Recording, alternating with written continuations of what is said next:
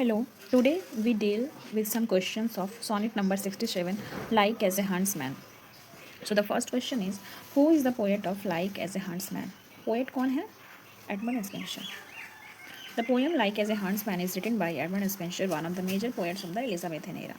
Elizabethan era के famous poet होते हैं एडमंड स्पेंसर, और एडमंड स्पेंसर को इनके एक फेमस वर्क, एपिक वर्क फेरी क्वीन के द्वारा भी जाना जाता है, फेरी क्वीन, जो कि एलिजाबेथ की लाइफ पे बेस्ड होता है। Second question, what is the main theme of the poem? इस पोएम का मेन थीम क्या है? हम पढ़ चुके हैं कि एक तरफ एडमंड स्पेंसर अपने को हंट्समैन की तरफ प्रेजेंट करते हैं, और जो उनकी वाइफ होती है एलिजाबेथ बोयल, उनको डियर के रूप में प्रेजेंट करते हैं, जिसका वो बार बार पीछा करते हैं। इस तरह से ये जो पूरा थीम बेस्ड होता है वो लव एंड रिजेक्शन पे होता है। जब वो बिल्कुल छोड़ देते हैं पीछा करना, तो उनकी प्रेमिका उनके पास खुद लौट के चली आती हैं। So the main theme of the poem is love and rejection. What does the hunt symbolise in the poem? यहाँ पे जो हंट है वो क्या सिम्बलाइज करता है? The poets struggle for love, कि पोएट अपने प्यार को पाने के लिए क्या क्या स्ट्रगल नहीं कर रहे हैं।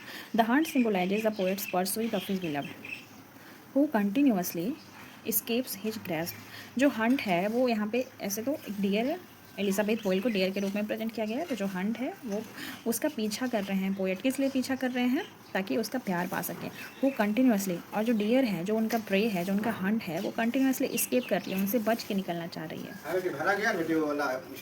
The next question is, how does the deer react when the huntsman gives up? जब हंट्समैन हार कर छोड़ देता है पीछा करना, तो डियर कैसे रिएक्ट करती है? इट टर्न्स बैक विलिंगली, यह अपनी इच्छा अनुसार वापस आ जाती है हंट्समैन के पास। Ironically, when the huntsman stops chasing, the deer returns to him on her own. What poetic device is mainly used in the poem? तो इस पोएम में कौन सा पोएटिक डिवाइस यूज किया गया है? इसमें सिमिली। आप जब इसके टाइटल को देखेंगे, टाइटल है लाइक एज ए हंट्समैन, और जहाँ पे भी एज यूज होगा या लाइक होगा तो वहाँ हम सिमिली का यूज करते हैं। Simile, as, like. ही जैसे ही लुक्स लाइक यू, तो यहाँ पे वह तुम्हारे जैसा दिखता है, तो लाइक है तो वो सिमिली पोएटिक डिवाइस होगा।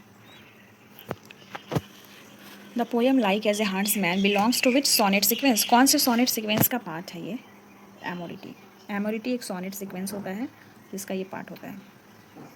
What lesson does the poet learn at the end of the poem? जब पोएम खत्म होती है तो पोएट कौन सा लेसन देना चाहते हैं?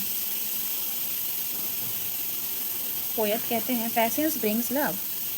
आप किसी का चेस करके, किसी का पीछा करके आप उसका प्यार नहीं पा सकते हो। आप पैशंस बनाए रखो, उसे कभी ना कभी रियलाइज़ होगा कि वो मेरे पीछे, कि वो मुझे सच में प्यार करता है। तो एक सिर्फ पैशंस ही है जो उस आपकी लाइफ को वापस ला सकता है।